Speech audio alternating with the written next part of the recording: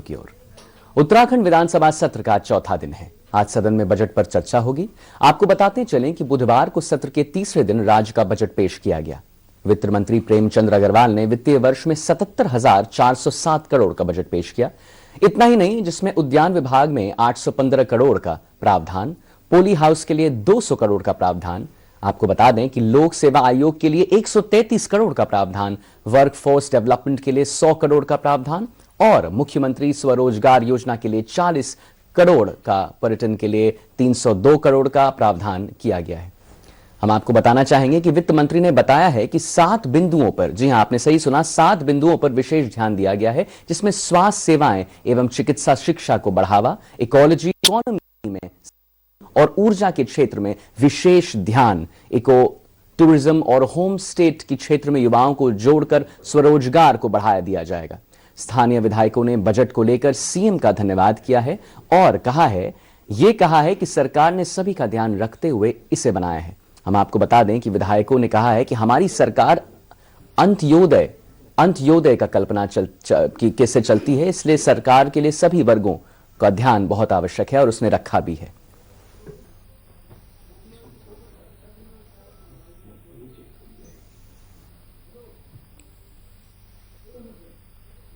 वहीं बजट पेश होने के बाद उत्तराखंड के मुख्यमंत्री पुष्कर सिंह धामी ने अहम बयान दिया है। उन्होंने कहा है कि सीएम धामी ने ऐसा कहा है कि इस बजट में मोदी जी ने मूल मंत्र सबका साथ, सबका विश्वास और सबके प्रयास से उत्तराखंड का सर्वगुणीन विकास होगा। आपको बता दें, उन्होंने कहा है कि सरकार के स्वावलंबन की मंशा से कृषि, बागवान समेत महिला कल्याण, बाल कल्याण, सैनिक कल्याण समेत रोजगार, स्वरोजगार, कृषि आदि सभी क्षेत्रों में प्रदेश के विकास को लेकर बजट पेश किया। उन्होंने कहा है कि जोशीमठ के लिए भी बजट में प्रावधान किया गया है।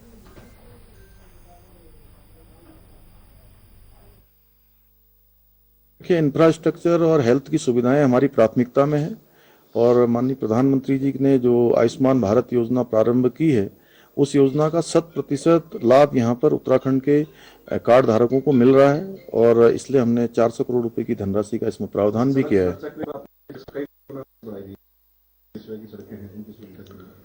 सड़क हमारी प्राथमिकता है और सड़कें हमारी अच्छी होनी चाहिए, इसलिए अधिक धनराशि का प्रावधान किया गया है और 700 करोड़ रुपए की धनराशि केवल सड़क सुरक्षा के लिए ही प्रावधानित की गई है। जानकारी के लिए हम देहरादून से हमारे एसोसिएट एडिटर हैं ज्योत्सना जी, मुझे एक बात बताइए कि बजट सत्र के बारे में हम और आप बात कर रहे थे कुछ दिन पहले, अब बजट सत्र आ चुका है, लोग खुश हैं कि नहीं? कोशिश इस बजट में की गई है, चाहे महिलाओं की बात करें, युवाओं की बात करें, कृषि सेक्टर की बात करें, उद्योग की बात करें, पर्यटन की बात करें, हर सेक्टर को छुआ गया है। और राज्य सरकार जानती है कि सरकारी नौकरियां सबके लिए नहीं है, इसलिए स्वरोजगार पर खास फोकस किया गया है और कह सकते हैं कि कृषि सेक्टर को तो खास फोकस में रखा गया है। कृषि सेक्टर में चाहे उद्यान है, चाहे कृषि में फ्लोरिकल्चर है, एग्रीकल्चर है, इसमें सारी चीजों को अलग अलग सेक्टर में काफी ज्यादा तवज्जो दी गई है। इसके अलावा मिलेट्स पर जोर दिया गया है, क्योंकि उत्तराखंड में जो यहाँ की टोपोग्राफी है, यहाँ पर बारिश आधारित खेती ज्यादा होती है, यानी प्राकृतिक खेती ज्यादा होती है और उसमें मिलेट्स बहुत अच्छे होते हैं, मोटे अनाज। वैसे भी इंटरनेशनल लेवल पर ये मिलेट ईयर है और उत्तराखंड का मिलेट तो बहुत मशहूर है क्योंकि 100% ऑर्गेनिक होता है, तो इस पर भी खास फोकस किया गया है। इसके अलावा क्लस्टर वाइज खेती पर भी फोकस किया गया है कि किसी क्लस्टर में लेमन ग्रास होता है तो पूरे डिस्ट्रिक्ट को ही लेमन ग्रास का क्लस्टर घोषित किया है। कहीं दालचीनी बहुत अच्छी होती है तो वहाँ दालचीनी को रखा गया है। इसके अलावा कहीं अगर तिमरू होता है तो वहाँ तिमरू को रखा गया है। तो इस तरीके से क्लस्टर बेस्ड खेती को भी प्रमुखता से रखा गया है। एजुकेशन पर भी काफी फोकस रखा गया है। एजुकेशन के लिए भी 800 करोड़ से ज्यादा का बजट रखा गया है। हर वर्ग को कैसे बेसिक एजुकेशन बहुत अच्छी और शानदार दिलवाई जा सके ताकि बच्चों का जो एक नींव है वो मजबूत हो सके, तो इन सब चीजों को ध्यान में रखा गया है। इसके अलावा स्वास्थ्य पर भी फोकस रखा गया है, चाहे नए कैंसर इंस्टीट्यूट की बात करें, नर्सिंग कॉलेज की बात करें या फिर हम बात करें आयुष्मान कार्ड की उत्तराखंड सरकार अपने स्तर पर जो अटल आयुष्मान योजना चलाती है जी। उसमें भी 800 करोड़ रखा गया है। इसमें 5 लाख तक का जो इलाज है वो फ्री ऑफ कॉस्ट हो सकता है। तो इस तरीके से हर सेक्टर को कुछ ना कुछ दिया गया है। विपक्ष तो इसे भ्रम फैलाने वाला बजट बता रहा है, लेकिन हमने जो आम लोगों से बात की, आम लोग कहीं ना कहीं राहत में है कि इस बजट में एक तो टैक्स नहीं है। सबसे बड़ी बात है कि किसी पे भी कोई टैक्स नहीं लगाया गया है और कोशिश की गई है कि रेवेन्यू सोर्स बढ़ाया जाए। सरप्लस बजट है, 4000 करोड़ से ज्यादा का सरप्लस बजट है। कह सकते हैं कि राजस्थान घाटा इसमें नील है, एकदम जीरो के बराबर है। तो कुल मिला के खुश करने की कोशिश की गई है। और आप भी जानते हैं कि आने वाले समय में इलेक्शन है, खासतौर पर अगर हम लोकसभा चुनाव की बात करें, और धामी सरकार पहला पूर्ण बजट था। पूर्ण बजट। जोशा जी, reflection एक बात इसमें जो यहाँ पे आती है कि आपने बताया कि कृषि पर दिया गया है, एजुकेशन पे फोकस किया गया है, महिलाओं के लिए क्या किया गया है? महिलाओं के लिए इस बजट में क्या है? बिल्कुल, देखिए जैसे मैंने कहा स्वरोजगार में महिलाओं को खास तौर पर इसलिए तवज्जो दी गई है कि जो महिला आधारित छोटे छोटे उद्योग हैं उनको कैसे आगे बढ़ाया जाए, उसमें कैसे महिलाओं को मैक्सिमम चीजें दी जाए, ये बजट में खास की गई है। इसके अलावा जो महिला सशक्तिकरण के लिए कह सकते हैं कि जितनी भी योजनाएं चल रही हैं, जिसमें चाहे हम नंदा देवी योजना की बात करें जो महिलाओं के खास तौर पर सशक्तिकरण के लिए चल रही है, उस बजट को बढ़ाया गया ताकि महिलाओं को ज्यादा से ज्यादा उनकी भागीदारी इसमें तय हो सके। तो इस तरीके से कहीं ना कहीं जो महिला सशक्त हो उसके लिए भी अगर हम बजट वाइज बात करें तो इसमें 730 करोड़ रखे गए हैं महिला सशक्तिकरण के लिए। और सीएम जो महालक्ष्मी योजना थी पहले से ही, उस पर 19 करोड़ रुपए रखे गए हैं। और महिलाओं के कौशल विकास को बढ़ाने के लिए खास फोकस रखा गया है, क्योंकि राज्य सरकार का मानना है कि महिलाएं सामाजिक और राजनीतिक तौर पर तभी सशक्त हो पाएंगी जब वो आर्थिक तौर पर सशक्त होंगी। इसलिए जैसे मैंने कहा कि छोटे छोटे जो ग्रामीण महिलाएं हैं या जो ग्रामीण कौशल योजना है, इसको खास तौर पर इस बजट में फोकस जी, हम आपसे बात करते रहेंगे। आप बने रहिए हमारे साथ, हम दूसरे खबर की ओर चलें। जैसा आपने बताया, हमें महत्वपूर्ण जानकारी दी कि महिला सशक्तिकरण के लिए 736 करोड़ की बात आई है। भराड़ीसैंण में बजट सत्र के तीसरे बजट पारित होने के बाद जहां वित्त मंत्री और सरकार अपनी पीठ थपथपा रही है, जिसमें कृषि, बागबानी, स्वरोजगार, कई प्रकार की योजनाओं का प्रावधान किया गया है, वहीं सभी वर्गों को ध्यान रखा गया है। लेकिन हुआ यह है कि विपक्ष के विधायकों का कहना है कि सरकार की कथनी और करनी में अंतर है। सरकार ऐसा पिटारा पेश किया है जिसके अंदर कुछ भी नहीं है। वहीं निर्दलीय विधायक का यह कहना है कि बजट में कई नए प्रावधान किए गए हैं, लेकिन पिछले बजट हुई घोषणाओं का कहीं भी जिक्र नहीं किया गया है। उस बजट में जो घोषणाएं हुई उन घोषणाओं की क्या स्थिति है वो इस बजट में नहीं बताई गई। ये नया बजट है और बहुत सारी कोई ऐसी राहत वाली बात नहीं की गई। आंगनवाड़ी के जो कार्यकर्ता हैं उनको राहत दी गई है, पेंशन में कुछ राहत दी गई है, जिनके 20 साल से ऊपर के बच्चे हो जाते हैं उनको भी। लेकिन कोई ऐसी बात नहीं है जिससे मुझे ये लगे कि पहाड़ की जवानी और पानी दोनों को रोकने के लिए कोई व्यवस्था बनाए जाने का प्रयास किया जाएगा। पर्यटन को बढ़ावा दिया जाएगा क्योंकि हम पर्यटन पर आधारित राज्य हैं। पर्यटन को लेकर कोई ऐसी योजना नहीं दिखाई दे रही जिससे कि क्षेत्र के युवाओं को रोजगार मिलेगा।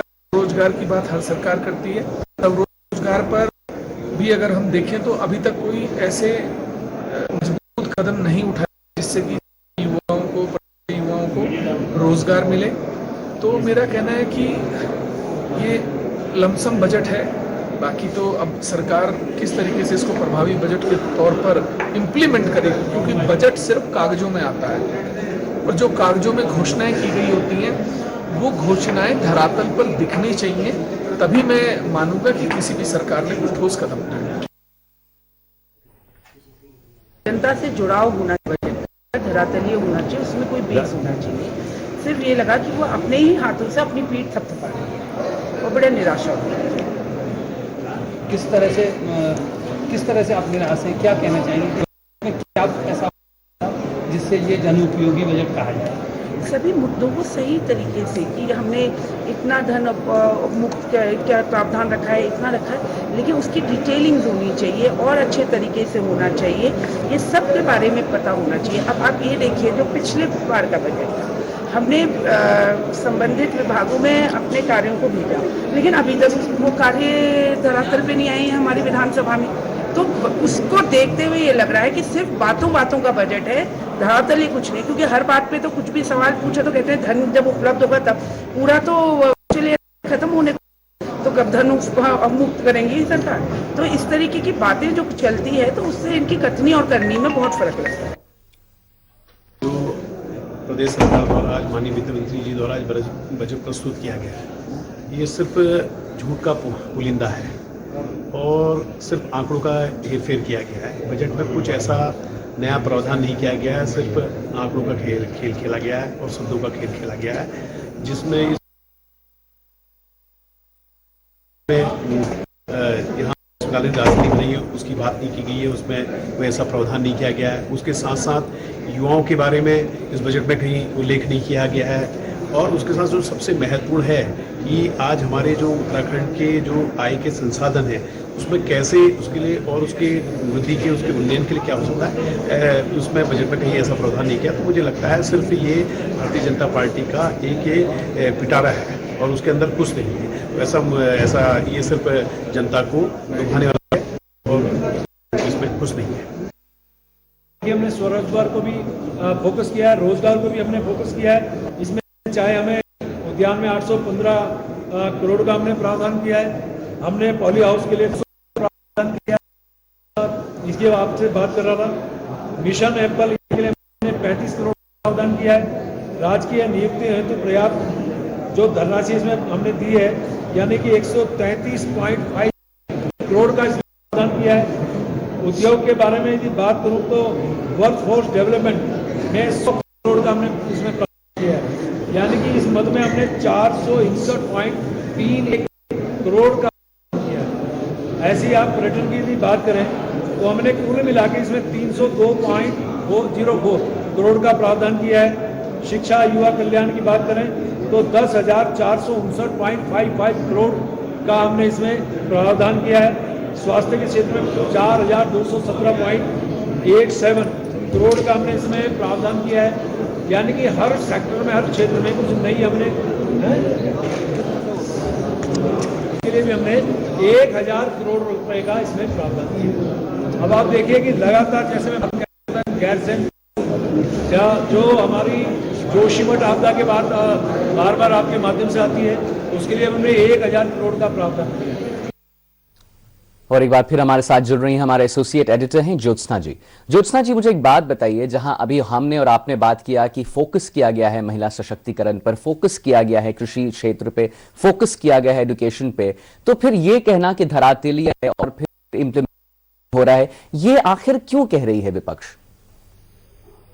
देखिए, बहुत स्वाभाविक है कि बजट का आकार, उसका लेआउट बनाना और उस बजट को धरातल पर उतारना आदित्य दो बहुत डिफरेंट विषय हैं।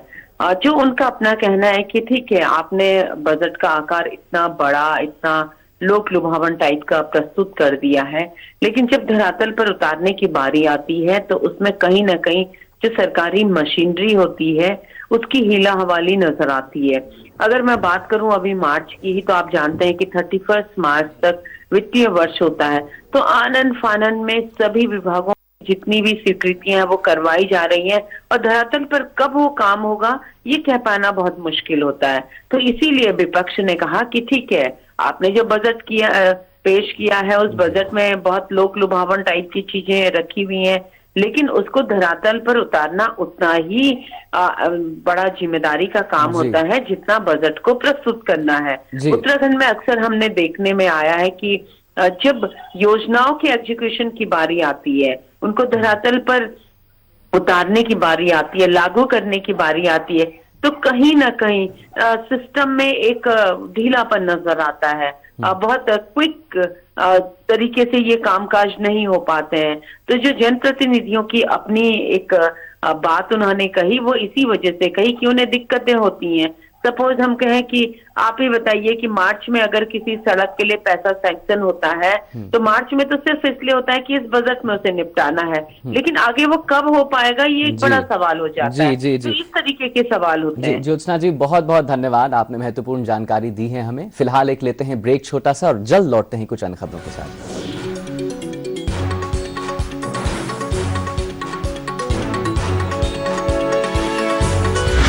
एक बार निवेश करें और लाइफ कवर के साथ गारंटीड मैच्योरिटी का आनंद लें। LIC की धन वर्षा के साथ एक सिंगल प्रीमियम प्लान आपके परिवार की सुरक्षा और समृद्धि के लिए।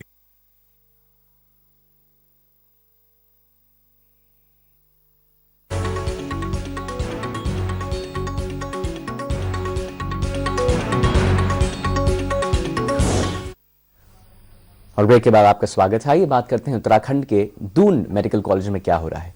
उत्तराखंड के सबसे बड़े अस्पताल दून मेडिकल कॉलेज अस्पताल में इन दिनों OPD में मरीजों की भरमार है।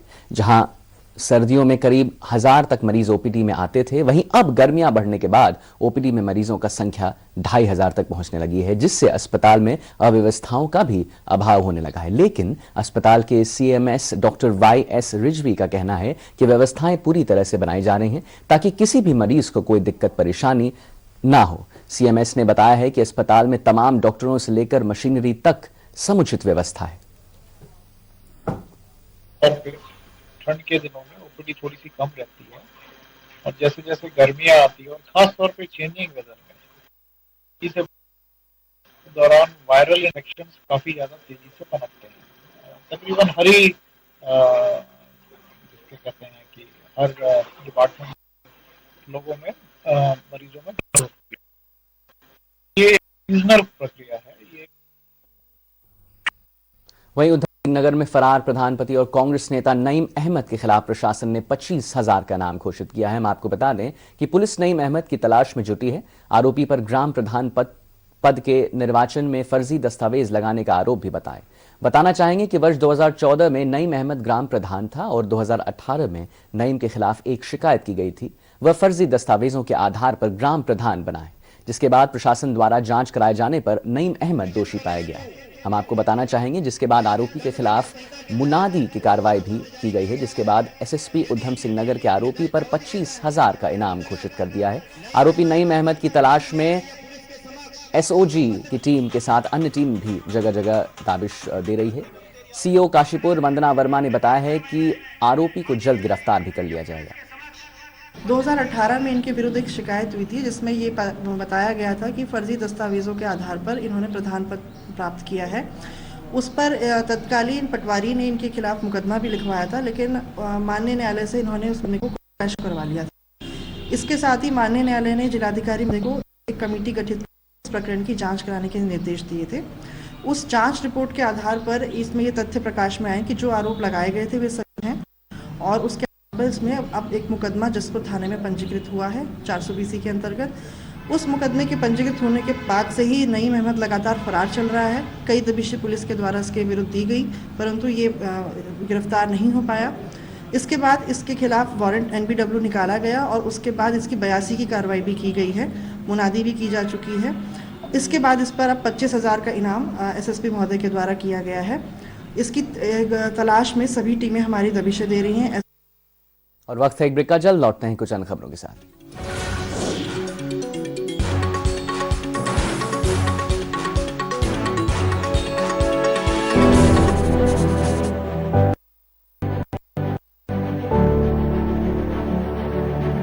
हर माता पिता अपने बच्चे के उज्जवल भविष्य का सपना देखते हैं। बच्चे के बेहतर भविष्य के लिए उनकी यही कोशिश रहती है कि उनके बच्चे देश के सबसे शानदार स्कूलों में पढ़ाई करें, जहां उन्हें बेहतरीन सुविधाएं और शिक्षा का स्तर मिले। अक्सर इस सपने को साकार करने के लिए माता पिता को निजी स्कूलों का भारी भरकम खर्च उठाना पड़ता है और अपने बच्चे के भविष्य के लिए अपनी मेहनत की कमाई का बड़ा हिस्सा लगाना पड़ता है। लेकिन पंजाब में ऐसा नहीं होगा, क्योंकि मुख्यमंत्री भगवंत मान के नेतृत्व में पंजाब सरकार 23 जिलों में 117 विश्व स्तरीय स्कूल ऑफ एमिनेंस बनाने जा रही है, जहां न सिर्फ शिक्षा उच्च स्तर की दी जाएगी, बल्कि बच्चों के ओवरऑल पर्सनालिटी डेवलपमेंट के लिए खेल, vocational studies, art and craft, music से लेकर योगा तक हर सुविधाएं दी जाएंगी। जिससे पंजाब का हर बच्चा आने वाले समय के लिए बेहतर तरीके से तैयार हो सके और अपने माता पिता का सपना साकार कर सके। स्कूल ऑफ एमिनेंस में 5 प्रोफेशनल कोर्सेज पर विशेष ध्यान दिया जाएगा। इन कोर्सेज में engineering, medical, law, commerce, UPSC, NDA की परीक्षा की तैयारी 9वीं कक्षा से ही करवाना शुरू किया जाएगा। स्कूल ऑफ एमिनेंस से निकलने वाले बच्चे न सिर्फ पंजाब बल्कि पूरे देश का नाम रोशन करेंगे।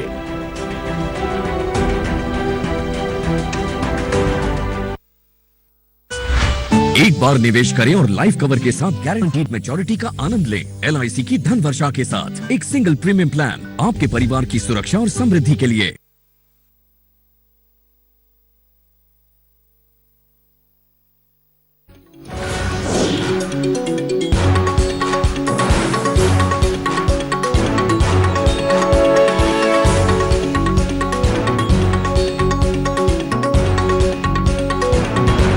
ब्रेक के बाद आपका स्वागत है। उत्तराखंड में हाई स्कूल और इंटर की बोर्ड परीक्षाएं आज से हो रही हैं। परीक्षा सुबह 10 बजे से 1 बजे तक की जाएंगी और पौली में ही हो रही है। करीब 2,60,000 परीक्षार्थियों के लिए 12,1253 परीक्षा केंद्र बनाए गए हैं, जिनमें से 195 संवेदनशील और 14 असंवेदनशील केंद्र हैं। परीक्षा 6 अप्रैल तक होगी। नकल विहीन परीक्षा कराने के लिए बोर्ड ने फ्लाइंग टीमों का भी गठन किया है।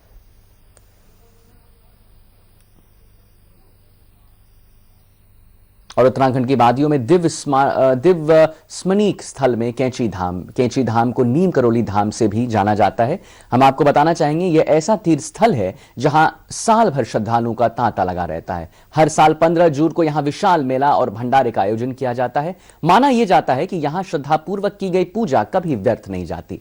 यहां मांगी गई हर मुराद जरूर पूरी होती है। कैंची धाम में हनुमान जी, राम, सीता और मां दुर्गा के मंदिर हैं। कैंची धाम बाबा नीम करोली और भगवान हनुमान जी के महिमा के लिए प्रसिद्ध है। उनकी भक्ति इतनी अटूट है हमारी कि अब समझ लीजिए सोते जगते हमें कुछ नहीं, हम जो भी काम करते हैं हम उनके नाम से करते हैं। हमारे बच्चों को भी मैंने यही कह रखा है कि हमारे न रहने के बाद अगर कुछ भी हो तो सबसे पहले काम जो है बाबा के यहाँ दर्शन करके तब आना है। और फिलहाल बुलेटिन में बस इतना ही, लेकिन सहारा समय पर उत्तर प्रदेश और उत्तराखंड